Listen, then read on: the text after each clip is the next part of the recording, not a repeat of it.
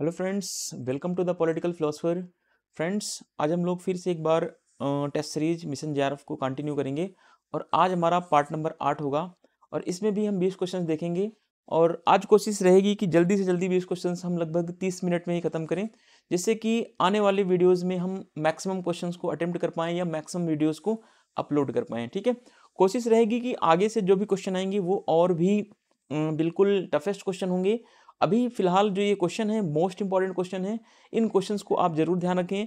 Exam में यहाँ से क्वेश्चन बनने के हमेशा चांसेस बने रहते हैं। ठीक है, चलिए पहला नंबर क्वेश्चन देखते हैं कि भारत के राष्ट्रपति के संबंध में कौन सा कथन सत्य है या सही है। ठीक है, वह मुख्य कार्यकारी होता है, बिल्कुल सही है। वह सशस्त्र बलों के सर्वोच्च कमांडर हैं, बिल्कुल सही है। राष्ट्रपति जो होता है तीनों सेनाओं, जल सेना, थल सेना और वायु सेना, तीनों सेना का जो है वो सर्वोच्च कमांडर होता है, बिल्कुल बात सही है। वह राज्य का मुखिया होता है, बिल्कुल सही है। राज्य का मतलब यहाँ पर जो है राष्ट्र है ना, देश ले लीजिए, कंट्री को आप यहाँ पर ऐड कर सकते। ठीक है, वह संघ विधानमंडल, ध्यान रखना यहाँ पर शब्द दिया गया है राज्य विधानमंडल नहीं बल्कि संघ विधानमंडल का हिस्सा है, तो इस हिसाब से चार ऑप्शन सही है। अब संघ विधानमंडल का मतलब क्या होता है? पार्लियामेंट। संघ विधानमंडल का मतलब होता है पार्लियामेंट यानी कि संसद। ठीक है, संसद के तीन पार्ट हैं, आपने पहले भी पढ़ा होगा, लोकसभा, राज्यसभा और प्रेसिडेंट यानी कि राष्ट्रपति। ठीक है, इन तीनों को मिलाकर संघ की विधानमंडल या संघ का विधानमंडल बनता है या इस संसद के अंग हैं। ठीक है, तो इस तरीके से क्वेश्चन नंबर एक का जो है ऑप्शन नंबर डी सही हो जाता है। एक, दो और तीन, चारों ऑप्शन सही हो जाएंगे। Which is true regarding the president of India? He is the chief executive, बिल्कुल सही है। He is the supreme commander of the arm forces. ठीक है, जो प्रेसिडेंट होता है वह आर्म फोर्सेस का सुप्रीम कमांडर होता है, बिल्कुल करेक्ट ऑप्शन है। थर्ड ऑप्शन है he is the head of the state, बिल्कुल सही है, हेड ऑफ द स्टेट होता है ये। ठीक है, अब हेड ऑफ द गवर्नमेंट कौन होता है? हेड ऑफ द गवर्नमेंट जो होता है वो प्राइम मिनिस्टर होता है। ठीक है, हेड ऑफ द गवर्नमेंट कौन होता है? प्राइम मिनिस्टर होता है। और हेड ऑफ द स्टेट जो होता है वो प्रेसिडेंट होता है। ये अक्सर वहां देखने को मिलता है जहां पर पार्लियामेंट फॉर्म ऑफ गवर्नमेंट होता है। ठीक है, जहां पर संसदीय शासन व्यवस्था पाई जाती है वहां पे दो प्रकार के जो है शासन में या कह लें कि राष्ट्र में दो प्रकार के नेता या मुखिया पाए जाएंगे। एक तो राष्ट्र का अध्यक्ष होगा और दूसरा सरकार का अध्यक्ष होगा। ठीक है, इस तरीके से क्वेश्चन देखेंगे। He is a part of a union legislature, तो बिल्कुल सही है, यूनियन लेजिस्लेचर का पार्ट है, क्योंकि यूनियन लेजिस्लेचर को हम पार्लियामेंट भी कहते हैं। ठीक है, पार्लियामेंट में तीन पार्ट आते हैं, लोकसभा, राज्यसभा और प्रेसिडेंट। तीन लोगों को मिलाकर या तीन पार्टों को मिलाकर प्रेसिडेंट का फॉर्मेशन होता है। तो डी ऑप्शन सही हो जाएगा, 1, 2, 3 एंड 4। चलिए कुछ इजी क्वेश्चन देखने में लगेंगे लेकिन होते ये क्वेश्चन बहुत टफेस्ट होते हैं। कौन सा न्यायालय सर्वोच्च न्यायालय का पूर्ववर्ती है? ठीक है, यानी कि क्वेश्चन पूछा गया है कौन सा ऐसा न्यायालय है जो सर्वोच्च न्यायालय के पहले था। ठीक है, या उसी न्यायालय जो पहले न्यायालय था उसी का एक्सटेंडेड फॉर्म जो है वो सर्वोच्च न्यायालय आज जो देखने को मिलता है वो है। इसके बारे में कौन सा क्वेश्चन है सही है इसमें? भारत का संघीय न्यायालय, पूर्वी भारत का केंद्रीय न्यायालय, ब्रिटेन का सर्वोच्च न्यायालय, बंगाल का सर्वोच्च न्यायालय। तो ये गलत हो जाएगा, पहला ऑप्शन सही है। भारत का संघीय न्यायालय जो था पहले वही आज जो है सर्वोच्च न्यायालय है। ठीक है, which court is the predecessor of the supreme court? तो फेडरल कोर्ट ऑफ इंडिया। ठीक है, ये जो है आज का सुप्रीम कोर्ट कहलाता है। अब इसके बारे में थोड़ा सा जो एग्जाम के लिए बहुत इंपॉर्टेंट है मैंने उसको यहाँ पर ऐड करने की कोशिश की है कि आप इनको एग्जाम्पल्स को पढ़ें, इन एक्सप्लेनेशन को पढ़ेंगे तो बेहतर चीज़ें आपको समझ में आएंगी। भारत का संघीय न्यायालय मूल, अपीली और सलाहकार क्षेत्राधिकार से के साथ भारत शासन अधिनियम 1935 के प्रावधानों के तहत 1937 में भारत में स्थापित एक न्यायिक निकाय था। तो जो अभी हम भारत के संघीय न्यायालय के बारे में बात कर रहे हैं, यही संघीय न्यायालय आज क्या है? यही संघीय न्यायालय आज ये सुप्रीम कोर्ट के रूप में जाना जाता है और ये 1937 में स्टैब्लिश किया गया, जो कि भारत शासन अधिनियम 1935 के थ्रू।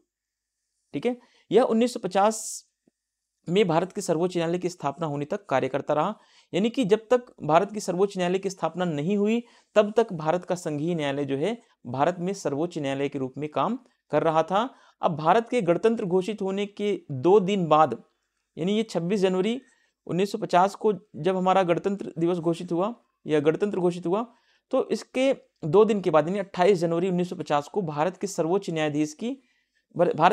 न्यायालय की स्थापना की गई। ठीक है, ये भी क्वेश्चन बन सकता है कि भारत के सर्वोच्च न्यायालय की स्थापना कब हुई, तो 28 जनवरी 1950 को। आपको डेट भी थोड़ी सी याद रखनी पड़ेगी यहाँ पर। सर्वोच्च न्यायालय को संघीय न्यायालय का अधिकार क्षेत्र विरासत में मिला हुआ है। ठीक है, जो आज सुप्रीम कोर्ट के जो पावर्स हैं या जो उसके ज्यूरिसडिक्शन एरिया हैं, वो सब आज सुप्रीम कोर्ट को एक विरासत के रूप मिला है। किसका विरासत? वो भी संघीय न्यायालय का विरासत है। ठीक है, और तब से भारत के संविधान के आधार पर इसके अधिकार क्षेत्र में जोड़ दिया गया है। तो ये चीजें आपको थोड़ी सी समझ के चलनी पड़ेगी। और the federal court of India was a judicial body established in India 1937 under the provisions of the government of India act 1935। ध्यान रखना, जो फेडरल कोर्ट ऑफ इंडिया बनाई गई थी, ठीक है, the federal court of India जो थी वो गवर्नमेंट ऑफ इंडिया एक्ट 1935 के थ्रू बनाई गई थी। कब बनाई गई थी? 1937 में बनाई गई थी। With the original appellate and the advisory jurisdiction. इसके पास बहुत सारा पावर्स था, जैसे ओरिजिनल पावर है, अपीलेट पावर है, एडवाइजरी ज्यूरिसडिक्शन पावर्स है। तो ये सारे पावर्स इसके पास ऑलरेडी थे। If functions until the supreme court of India was established in 1915, कि जब तक जो है ये सुप्रीम कोर्ट एस्टैब्लिश नहीं हो गया प्रॉपर तरीके से, तब तक ये 1950 तक ये काम करता रहा। The supreme court of India was establish on 18 January 1950। Supreme court की एस्टैब्लिशमेंट कब होती है? 18 जनवरी जो है 1950 को होती है। 2 days after India was declared a republic.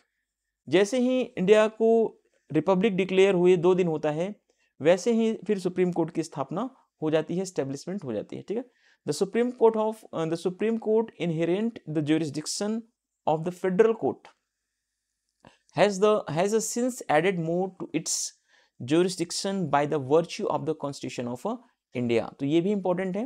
Question number 3 देखते हैं। भारत के संविधान के अनुच्छेद 168, ठीक है, ध्यान रखना 168। अब आप लोग सोचते होंगे सर हमारे संविधान में तो 395 से भी ज्यादा आर्टिकल हैं, तो क्या हमको सबको याद करना है? सबको नहीं याद करना होता। कभी भी ध्यान रखना, एग्जाम में कुछ सिलेक्टेड आर्टिकल्स पूछे जाते हैं, उन्हीं को पढ़ना होता है, सारा नहीं पढ़ना होता। तो आप सारे के चक्कर में मत पड़िएगा, जो सिलेक्टेड हैं, जो बार बार पूछे गए हैं, उन्हीं को आप रिपीट कीजिए, उन्हीं टॉपिक से आप पढ़िए।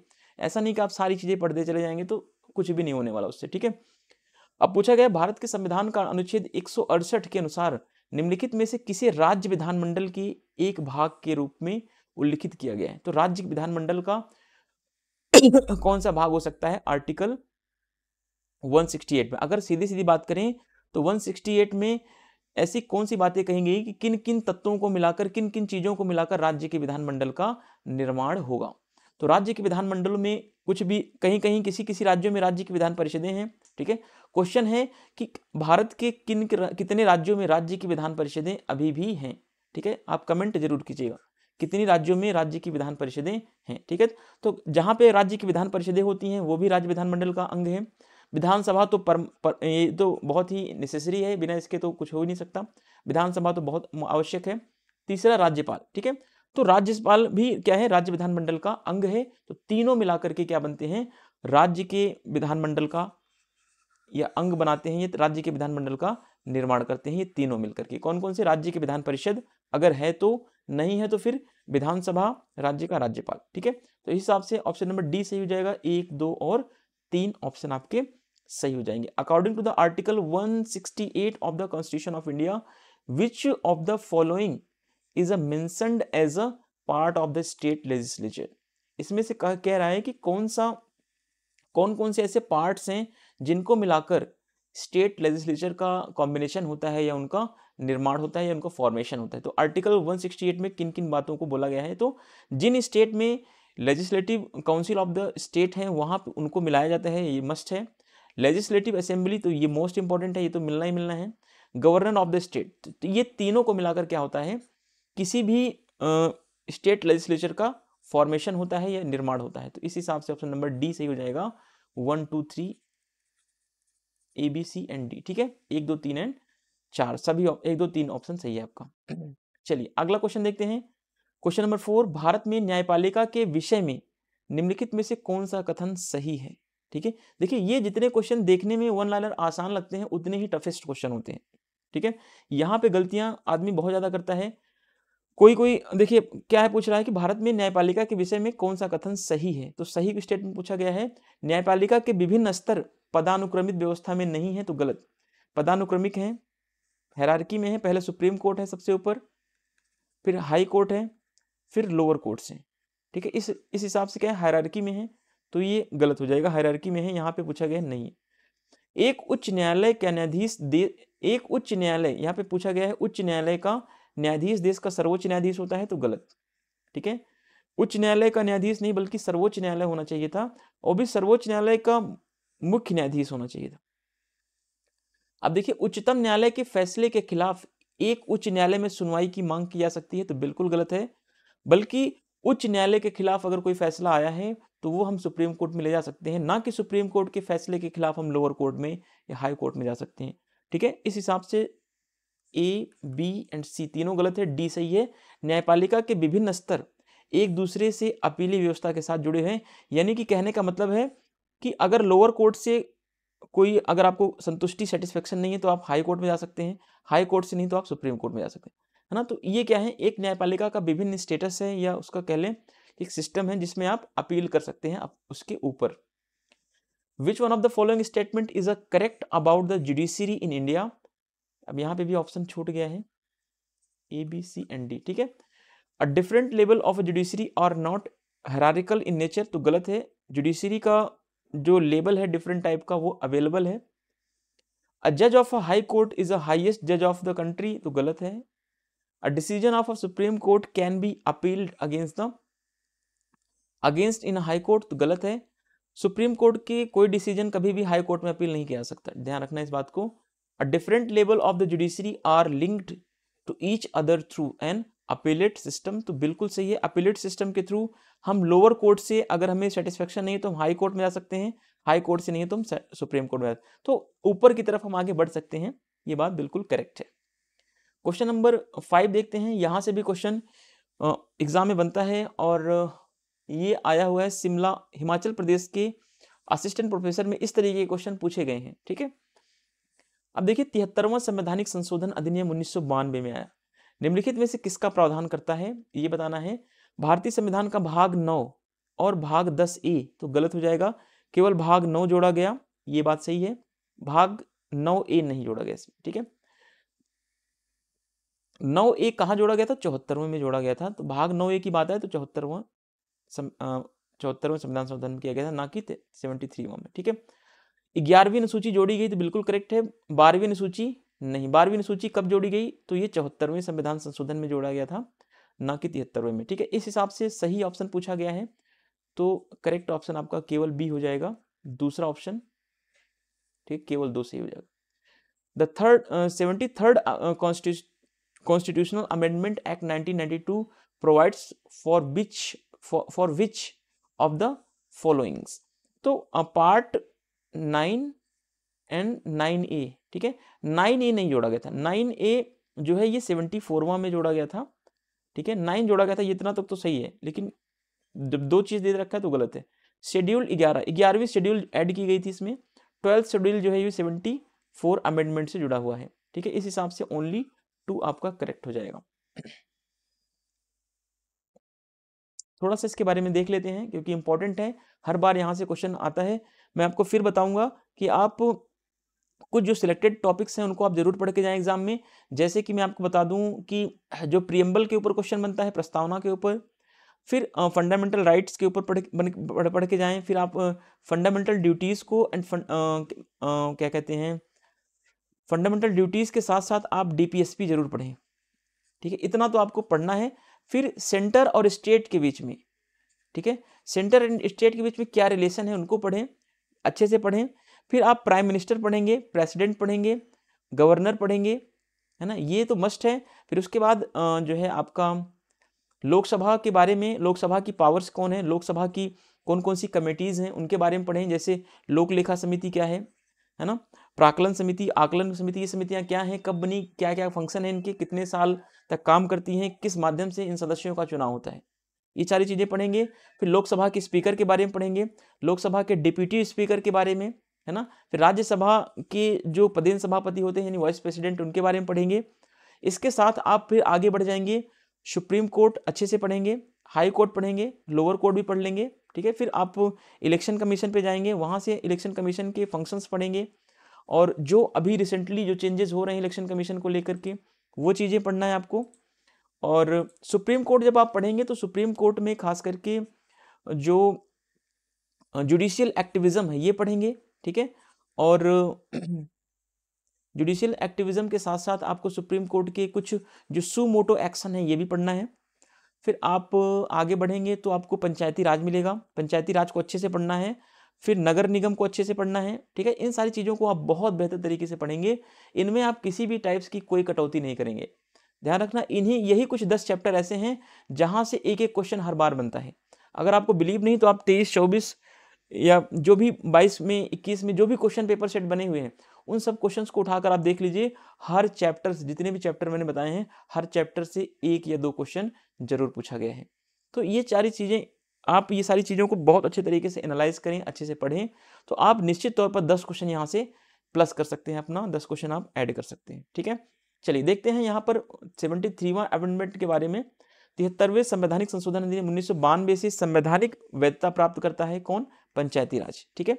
पंचायती राज को 73वें संविधान संशोधन अधिनियम से संवैधानिक वैधता मिल जाती है, जिसने हमारे भारतीय संविधान के भाग 9, ध्यान रखना भाग 9 और अनुसूची कौन ऐड की गई? 11वीं अनुसूची और भाग 9 जोड़ा गया, ध्यान रखना, ठीक है। 73वें संविधान संशोधन में भाग 9 और 11वीं अनुसूची जोड़ी गई। जबकि वहीं पर बात करें 74वें संविधान संशोधन अधिनियम ने, तो इसमें भाग 9A जोड़ा गया, ठीक है। भाग तो उतना ही है लेकिन ए और ऐड कर दिया गया 9A, लेकिन अनुसूची बढ़ाई गई 11 से 12वीं अनुसूची कर दी गई, ठीक है। अब बात करें डीपीएसपी की, ठीक है। तो डीपीएसपी की बात करें तो डीपीएसपी के आर्टिकल 40 में, ठीक है, डीपीएसपी का आर्टिकल 40 कहता है कि ग्राम पंचायतों के गठन के बारे में बात किया गया है, ठीक है। भारतीय संविधान अनुच्छेद 40 कहता है ग्राम पंचायतों के गठन या स्थानीय स्वशासन की बात उसमें कही गई है, ठीक है।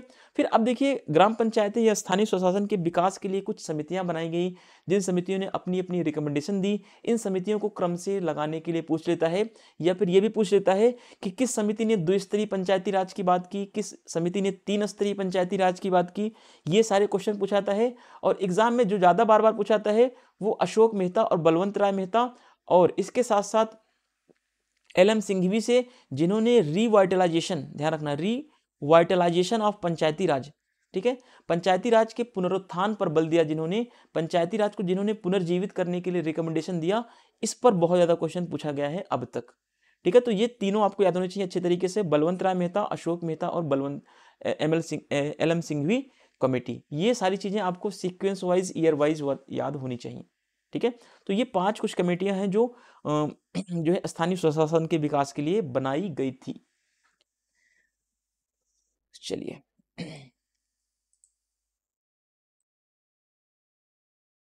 वीडियो डिले ना हो, आज भी वीडियो बनाने का मेरा कोई मोटिव नहीं था। मोटिव का मतलब है कि थोड़ा सा अभी मैं किसी काम में बिजी था थोड़ा सा, इस वजह से वीडियो नहीं बना पाया था।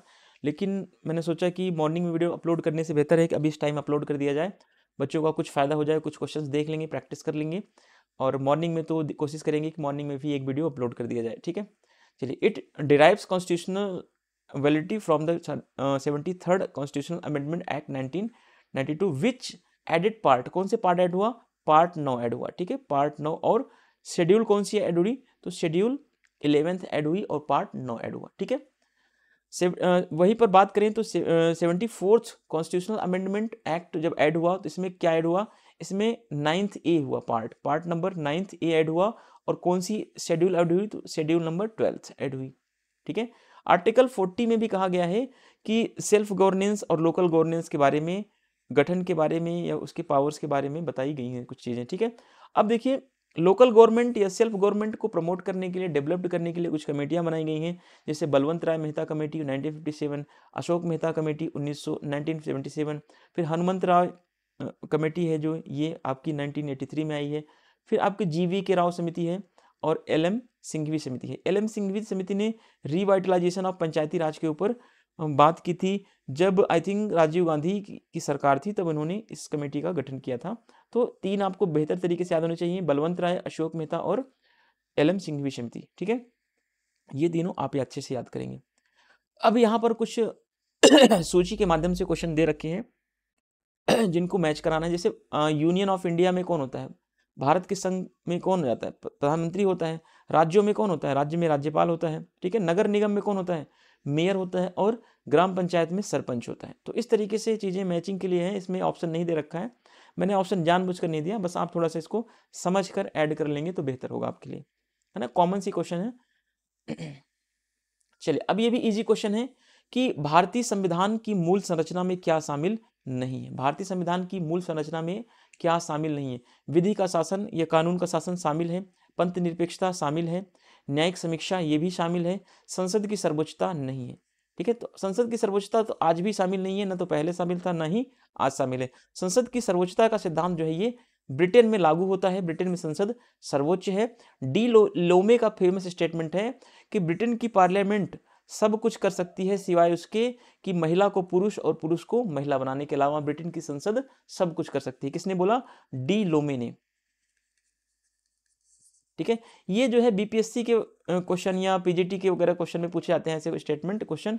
बाकी नेट के पेपर में अभी तक ऐसा क्वेश्चन नहीं पूछा गया है, तो आप लोग इतना परेशान मत होइएगा, क्योंकि जो क्वेश्चन ये बनाया जा रहा है ये केवल नेट के लिए नहीं बनाया जा रहा कि नेट के बच्चों के लिए ही बना रहे हैं। इसमें जितने भी बच्चे जो भी एग्जाम की पॉलिटिकल साइंस में बैठते हैं, ठीक है, पॉलिटिकल साइंस के जितने भी एग्जाम्स होते हैं, अगर आप उनमें अपेयर हो रहे हैं तो आपके लिए बेनिफिट जरूर मिलेगा इससे। ठीक है, मैं देखता हूँ कि बहुत सारे कोचिंग वाले केवल बीपीएससी के नाम से ही चला रहे हैं। अरे यार बताओ, सोचो कि जो नेट में क्वेश्चन आया क्या बीपीएससी में नहीं आ सकता, क्या उसका स्टैंडर्ड हाई नहीं हो सकता। तो आप क्यों अभी वन लाइनर क्वेश्चन की मेंटेलिटी लेकर चल रहे हो, आपकी वन लाइनर ही पूछेगा, इजी क्वेश्चन ही पूछेगा। अगर बीपीएससी में या किसी भी पीजीटी एग्जाम में टफ क्वेश्चन आ गया तो आप क्या करोगे, कहाँ जाओगे आप, है ना। तो वो गलती आप ना करो। अभी से आप मल्टीपल चॉइस क्वेश्चंस को आप मैक्सिमम लगाइए और मल्टीपल ऑप्शन वाले क्वेश्चंस को आप लगाइए। ठीक है, जिसमें एक से ज्यादा ऑप्शन सही होने के चांसेस होते हैं। विच one of the following is not included in the basic structure of Indian constitution. ठीक है, तो सुप्रीमेसी ऑफ पार्लियामेंट ये इंक्लूड नहीं है, ये ब्रिटेन का फीचर है।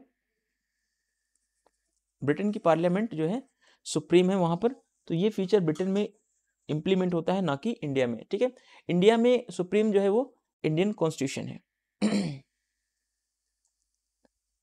अब रीजन असर्शन के क्वेश्चन है यहाँ पर देखिए। भारत में मंत्रिपरिषद जो है, देखिए क्वेश्चन है, भारत में मंत्रिपरिषद लोकसभा और राज्यसभा के समक्ष संयुक्त रूप से जवाबदेह है।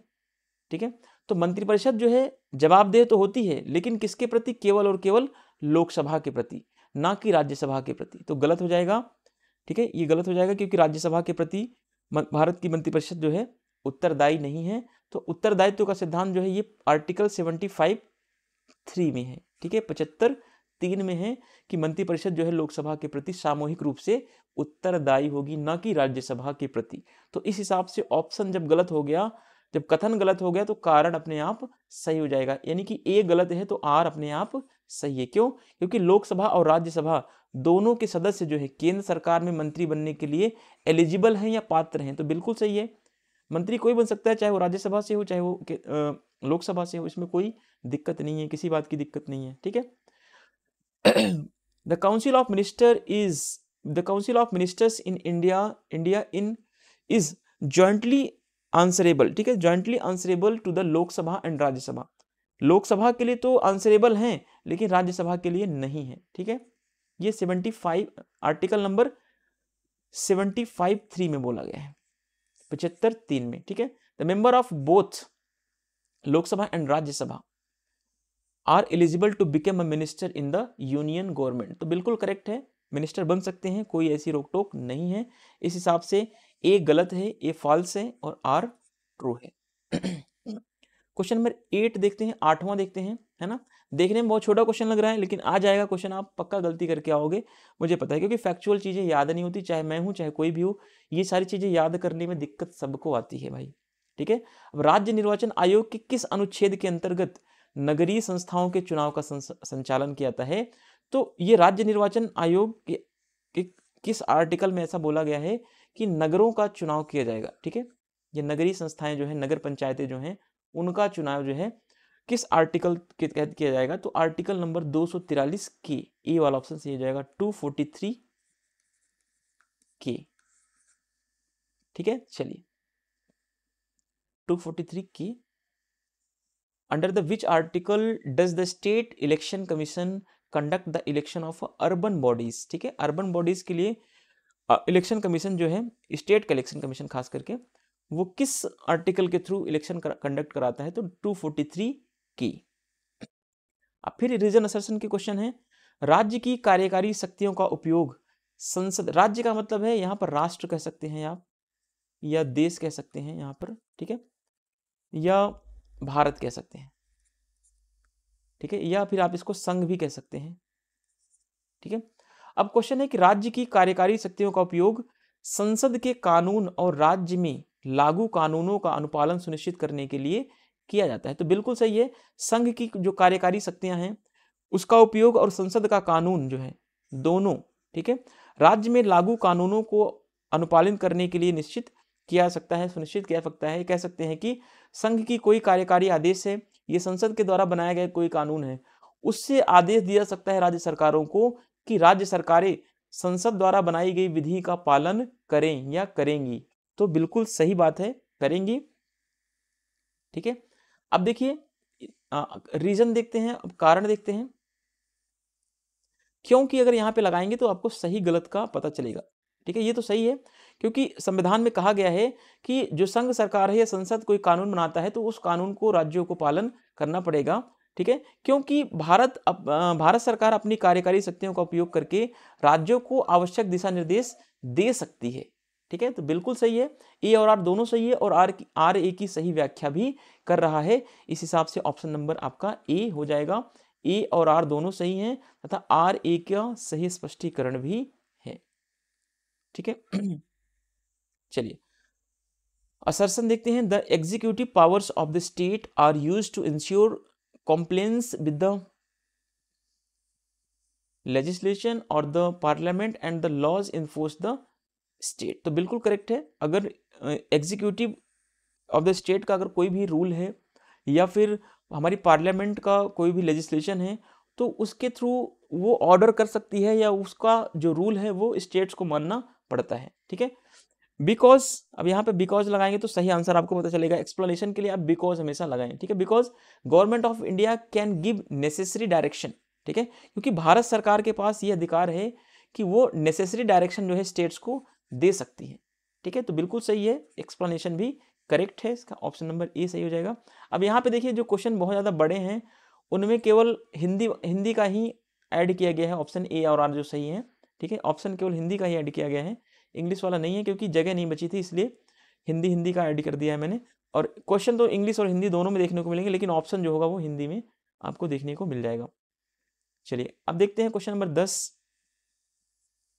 एक बार टाइम देख लेते हैं। 28 मिनट हो चुका है। चलिए जल्दी जल्दी क्वेश्चंस को खत्म करते हैं। लोक लेखा समिति के बारे में पूछना है कौन सा कथन सही है।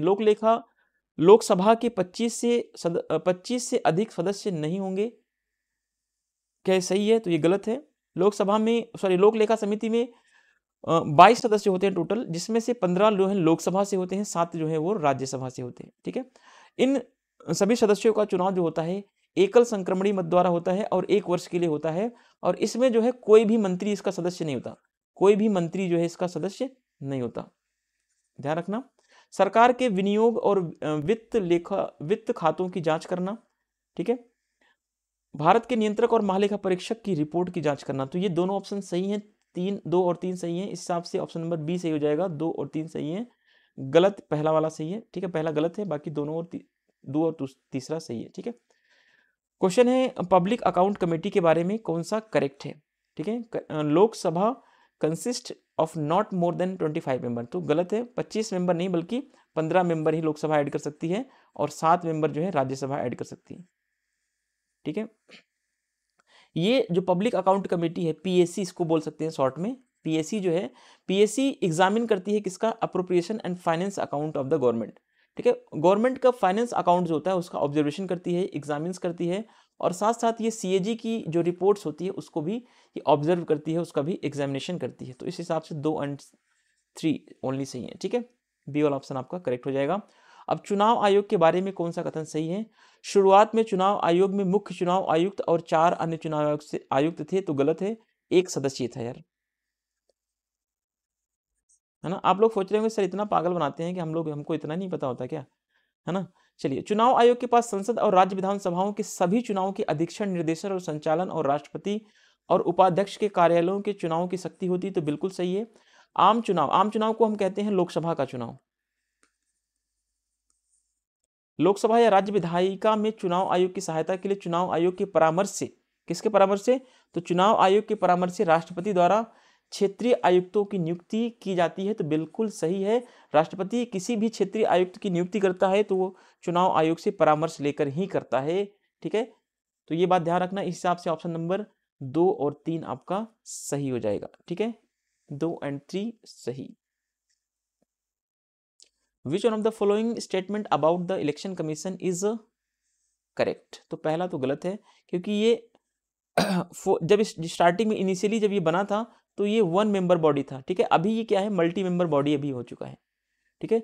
Election commission shall have the power superintendent direct and conduct to all election, चाहे वो पार्लियामेंट का इलेक्शन हो, चाहे स्टेट लेजिस्लेचर का हो, एंड चाहे इलेक्शन टू द ऑफिसेस हो, and president and vice president, किसी का भी इलेक्शन हो, उसको राइट से सुपरविजन करने का, डायरेक्ट करने का, कंडक्ट करने का, चाहे वो इलेक्शन पार्लियामेंट का हो, चाहे वो इलेक्शन जो है स्टेट लेजिस्लेचर का हो, ठीक है। सबके बिहाफ पर वो उसके पास पावर आ जाती है। फिर है रीजनल कमिश्नर में also appointed by the president, ठीक है। इसमें बताया गया जो रीजनल कमिश्नर होते हैं इनकी अपॉइंटमेंट प्रेसिडेंट के द्वारा की जाती है, लेकिन ध्यान देना है कि प्रेसिडेंट के द्वारा की जाती है, लेकिन प्रेसिडेंट जो है कंसल्टेशन करता है किसके साथ? इलेक्शन कमीशन ऑफ इंडिया के साथ पूछ करके ही किसी अधिकारी की अपॉइंटमेंट करनी हो, तो बिना जो है इलेक्शन कमीशन की परमिशन से प्रेसिडेंट भी उनको अपॉइंटमेंट नहीं कर सकता, ध्यान रखना। इस हिसाब से ऑप्शन नंबर ए सही हो जाएगा। 2 एंड 3 आपका करेक्ट ऑप्शन हो जाएगा।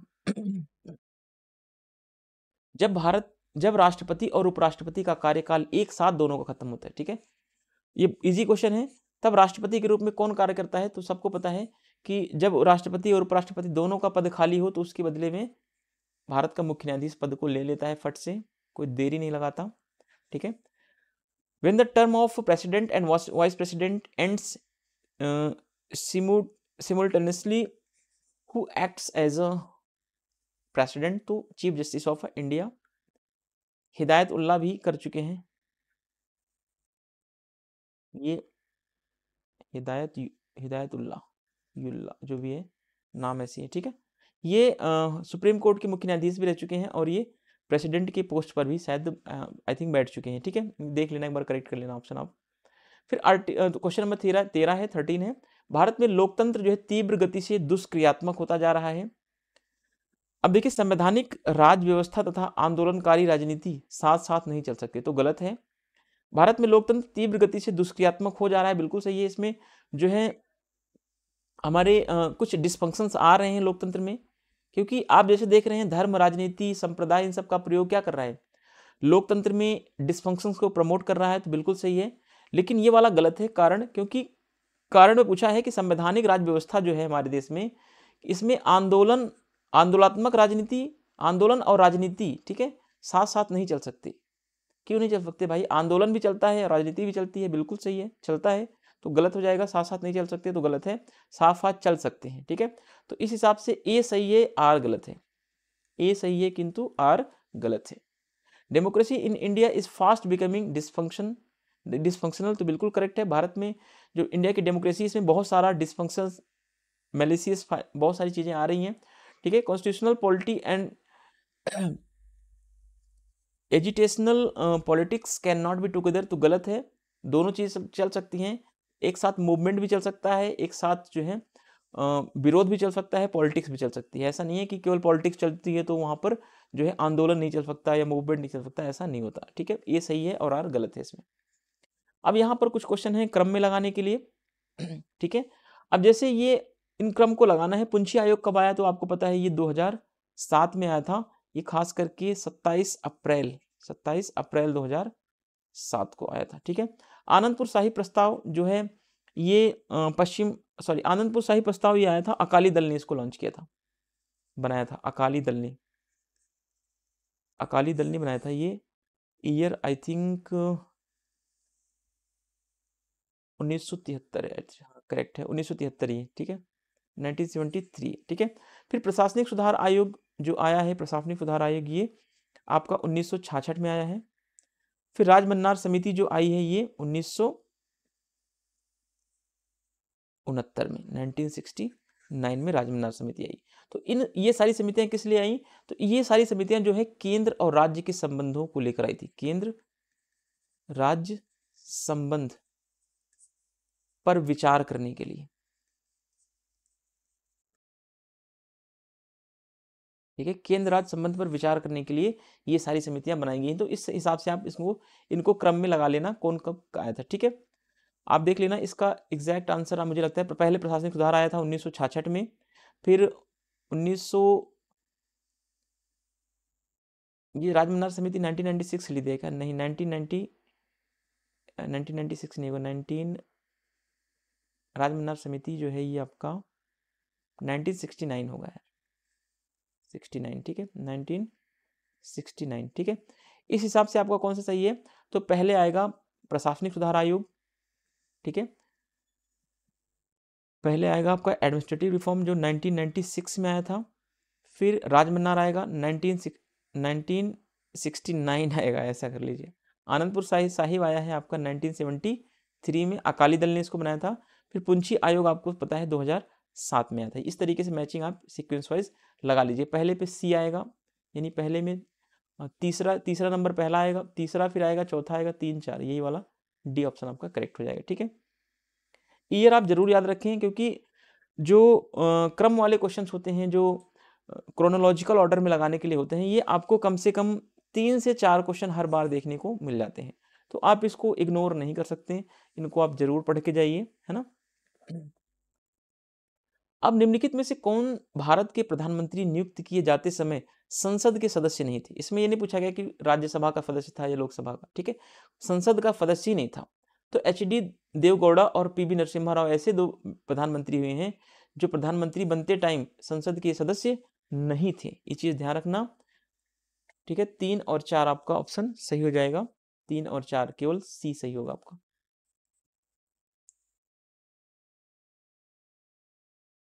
Who among the following was a not member of a parliament when he was appointed as a prime minister of India? तो एच.डी. देवगौड़ा एंड पी.वी. नरसिम्हा राव। ठीक है, ऑप्शन नंबर आपका सी सही हो जाएगा, 3 and 4। 16 नंबर क्वेश्चन देखते हैं। राष्ट्रीय विकास परिषद के गठन के बारे में। राष्ट्रीय विकास परिषद इंपॉर्टेंट क्वेश्चन है, यहां से क्वेश्चन बनते हैं हमेशा। ठीक है, राष्ट्रीय विकास परिषद के गठन में सही उत्तर बताना है, कौन कौन से लोग इसमें शामिल होते हैं। तो प्रधानमंत्री शामिल होता है इसमें। वित्त आयोग का अध्यक्ष नहीं भैया, वित्त आयोग का अध्यक्ष नहीं होता। केंद्रीय कैबिनेट मंत्री शामिल होते हैं, तो होते हैं भैया इसमें। राज्यों के मुख्यमंत्री होते हैं, तो बिल्कुल सही है। ठीक है, तो 2 जिसमें है वो सारा गलत है, 2 गलत है, 2 इसमें है, ये भी गलत है। सभी वाला तो हो ही नहीं सकता, क्योंकि 2 इसमें भी आ जाएगा। बी ऑप्शन आपका सही हो जाएगा। 1 3 और 4 सही है। Who among the following are included in the formation of National Development Council? National Development Council ये 1952 में बनाई गई थी, राष्ट्रीय विकास परिषद। ठीक है, प्राइम मिनिस्टर इसका मेंबर होता है। फिर chairman of a finance commission नहीं होता। Minister of a union cabinet तो होता है इसका member. Chief ministers of states ये होते हैं। तो इस हिसाब से 1 3 और 4 सही हैं। 2 जिसमें है सब गलत है। ठीक है, 2 वाला गलत है। ठीक है, चलिए अब इसके बारे में थोड़ा सा कुछ देख लेते हैं। राष्ट्रीय विकास परिषद की स्थापना जो हुई थी, कब हुई थी? 6 अगस्त 1952 में सरकार के एक कार्यपालिकी संकल्प के द्वारा की गई थी, जिसकी अनुशंसा प्रथम पंचवर्षीय योजना में की गई थी। तो पहले पंचवर्षीय योजना में यह अनुशंसा की गई, यह रिकमेंडेशन की गई पहले फर्स्ट 5 ईयर प्लान में, कि एक राष्ट्रीय विकास परिषद बनाई जाए। ये कह लें नेशनल डेवलपमेंट काउंसिल के गठन के लिए, एस्टेब्लिशमेंट के लिए 6 अगस्त को 1952 को, है ना, एक एग्जीक्यूटिव रेजोल्यूशन आया, एक कार्यपालिका का प्रस्ताव आया, जिसमें जो है ये पंचवर्षीय योजना में बात भी की गई थी इसके बारे में। लेकिन अगर बात की जाए, ठीक है, तो क्या ये संवैधानिक निकाय है? तो ये संवैधानिक निकाय नहीं है, ध्यान रखना, ये कॉन्स्टिट्यूशनल बॉडी नहीं है, ठीक है। ये क्या है, एक सांविधिक संस्था है ये।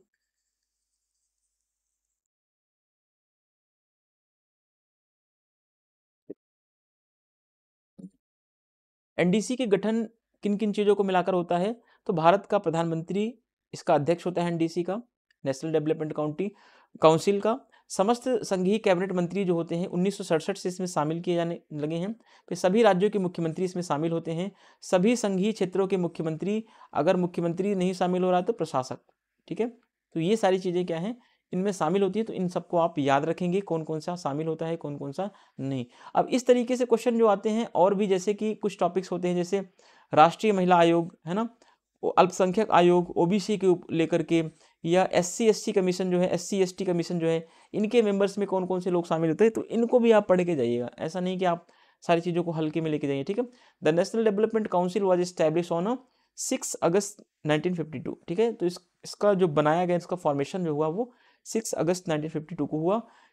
And executive resolution of the government of India, ठीक है। तो गवर्नमेंट ऑफ इंडिया के एक रेजोल्यूशन के द्वारा, एग्जीक्यूटिव रेजोल्यूशन के द्वारा बनाया गया as a recommended in the 5 year plan, ठीक है, फर्स्ट 5 ईयर प्लान। तो जैसा कि इसमें इसको बनाने के लिए पहले फर्स्ट 5 ईयर प्लान में भी रिकमेंडेशन दी गई थी कि एक नेशनल डेवलपमेंट काउंसिल होनी चाहिए।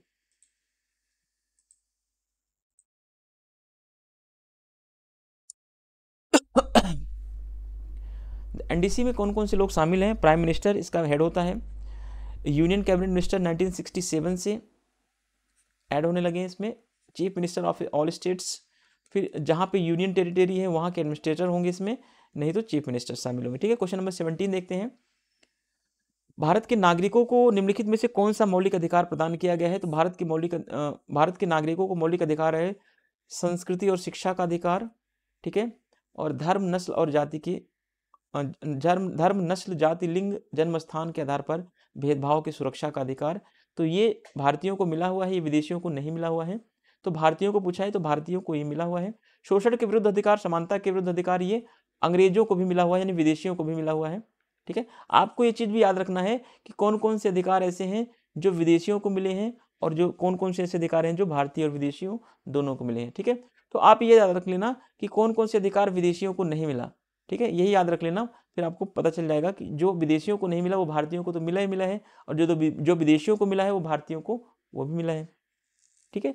इस हिसाब से 1 और 4 सही है आपको, 1 और 4। इसमें कूट जो है कहाँ पे है, 1 और 4 डी में है आपका, 1 और 4 आपका सही हो जाएगा।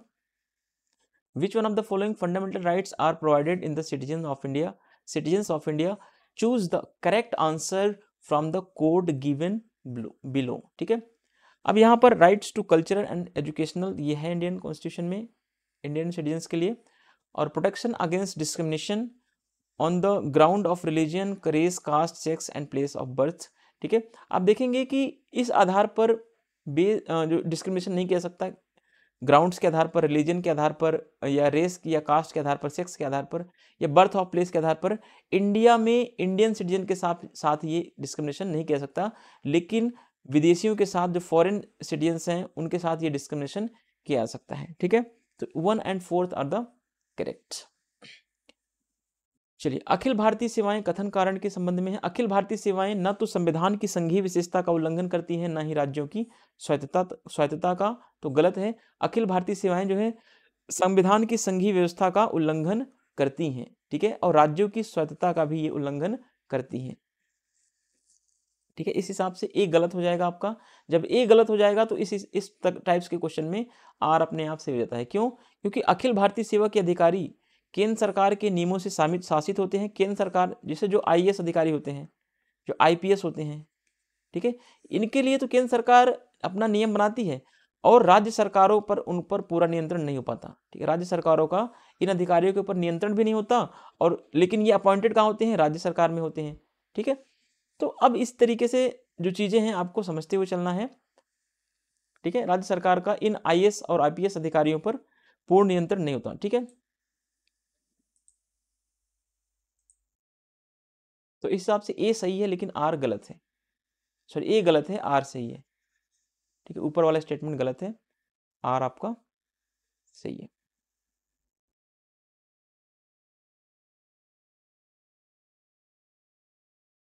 सर्शन है all India services violate neither the federal feature of the constitution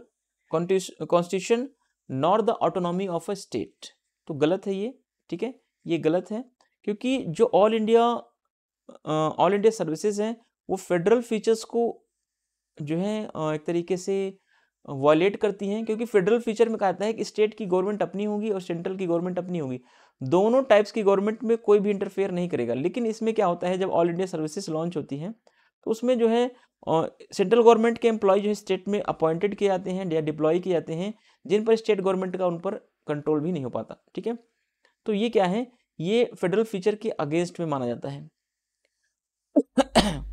all India services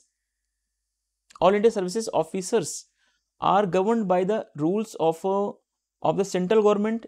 अब यहाँ पे ध्यान देना, जो ऑल इंडिया सिविल सर्वेंट होते हैं उनके ऊपर सेंट्रल गवर्नमेंट का रूल होता है, and the state government don't have a full control over them, ठीक है। स्टेट गवर्नमेंट के पास उनके पास पूरा पावर नहीं होता। स्टेट गवर्नमेंट किसी भी डीएम को बर्खास्त नहीं कर सकती, ठीक है, सस्पेंड कर सकती है, ट्रांसफर कर सकती है, लेकिन उसको रिमूव नहीं कर सकती, ठीक है। तो उनके पास फुल कंट्रोल नहीं होता उनके ऊपर। फिर रीजन असर्शन वाले क्वेश्चन है। अब देखिए, सामाजिक तथा आर्थिक सुधारों से हुए लाभों को बनाए रखने के लिए भारतीय नागरिकों को धैर्य और दृढ़ता की आवश्यकता है। तो बिल्कुल सही बात है, क्योंकि कथन में क्या बोला गया है कि सामाजिक और आर्थिक सुधार से जो लाभ हुआ है उन लाभ को हम बनाए रखने के लिए भारतीय नागरिकों को धैर्य बनाए रखने की आवश्यकता भी है, ठीक है। क्योंकि भारतीय समाज लोकतांत्रिक मंथन यानी आंदोलन में क्या है, अभी अंतर्ग्रस्त है। तो इसीलिए हमें क्या करना है कि जो सामाजिक और आर्थिक सुधार से जो हमें लाभ हुआ है उन लाभ को हम भारतीय नागरिक धैर्यपूर्वक बनाए रखें या दृढ़तापूर्वक बनाए रखें, ठीक है। तो इस हिसाब से कथन कारण सही है, कथन कारण की सही व्याख्या भी स्पष्टीकरण भी है, ए ऑप्शन आपका सही हो जाएगा। Indian citizens need patience and perseverance to sustain the gains from the social and economic reforms. तो बिल्कुल करेक्ट है, because Indian society is involved in the democratic journey, ये मूवमेंट। तो बिल्कुल सही है, तो रीजन असर्शन दोनों सही हैं और इसका एक्सप्लेनेशन भी करेक्ट है। फिर क्वेश्चन नंबर 20 देखते हैं। भारत का संविधान एक ऐसी शासन व्यवस्था की स्थापना करता है जिसमें संघवाद तथा एकात्मक दोनों के लक्षण मिलते हैं, ठीक है। इसमें भारत के संविधान में आपको संघात्मक शासन और एकात्मक शासन के लक्षण भी दिखाई देते हैं। संघात्मक शासन जो है ये जो है नॉर्मल टाइम में चलता है, लेकिन एकात्मक शासन तब आ जाता है जब इमरजेंसी लगती है देश में, ठीक है, जब आपातकाल लगता है। अब देखिए रीजन देखते हैं। संविधान के अंतर्गत अवशिष्ट शक्तियां संघ का निर्माण करने वाली इकाइयों को प्रदान की गई, यानी कि राज्यों को दी गई हैं, तो गलत है। अवशिष्ट शक्तियां किसके पास है, संघ के पास है या केंद्र के पास है, ना कि राज्य के पास, ये गलत हो जाएगा, ठीक है। The constitution of India establishes a system of a government which has the feature of a both federalism, ठीक है, बिल्कुल करेक्ट है, फेडरलिज्म भी है और इंटीग्रेटिनिज्म भी है, ठीक है। इंटीग्रेटिनिज्म कब होता है कि जब इमरजेंसी लगता है कंट्री में, ठीक है, और फेडरलिज्म जो है वो नॉर्मल सिचुएशन में फेडरलिज्म चलता है। फेडरलिज्म का मतलब है केंद्र सरकार अपनी गवर्नमेंट चलाएगी और स्टेट गवर्नमेंट अपनी गवर्नमेंट चलाएगी, ठीक है। इसमें किसी भी टाइप का कोई इंटरफेयर नहीं होगा, किसी टाइप का कोई ओवरटेक नहीं होगा, ठीक है। चलिए, under the constitution residuary powers are vested in the units forming in the federation, तो गलत है। तो जो रेजिड्यूरी पावर्स हैं वो स्टेट्स में नहीं वेस्टेड है, ठीक है, ये वेस्टेड किस में है, तो ये फेडरेशन में, ये है आपका सेंट्रल गवर्नमेंट में, या कह लें यूनियन के पास है, ये केंद्र सरकार के पास, ठीक है। इस तरीके से आपके 20 क्वेश्चंस कंप्लीट होते हैं, ठीक है। मिलते हैं अगले 20 क्वेश्चंस में फिर हम। अब जैसे ही टाइम मिलेगा मॉर्निंग और इवनिंग दोनों टाइम में हम क्वेश्चंस अपलोड करेंगे और अच्छे क्वेश्चंस अपलोड करेंगे, जिससे अब कुछ क्वेश्चन हमें पब्लिक एडमिनिस्ट्रेशन पर भी क्वेश्चन अपलोड करना है, देखेंगे पब्लिक एडमिनिस्ट्रेशन पर भी क्या क्वेश्चन बनता है, कितने क्वेश्चन बन सकते हैं, ठीक है। क्वेश्चन बनाने में थोड़ा सा टाइम लगता है, आप लोग इन चीज़ों का ध्यान रखें और जितना आप बुक से भी मैक्सिमम रिवीजन कर पाएँ, PYQ रिवीजन करते रहें और जो नए क्वेश्चंस मैं बनाता हूँ उनको भी आप देखते रहें। Thank you, thanks for watching. मिलते हैं नेक्स्ट वीडियो में।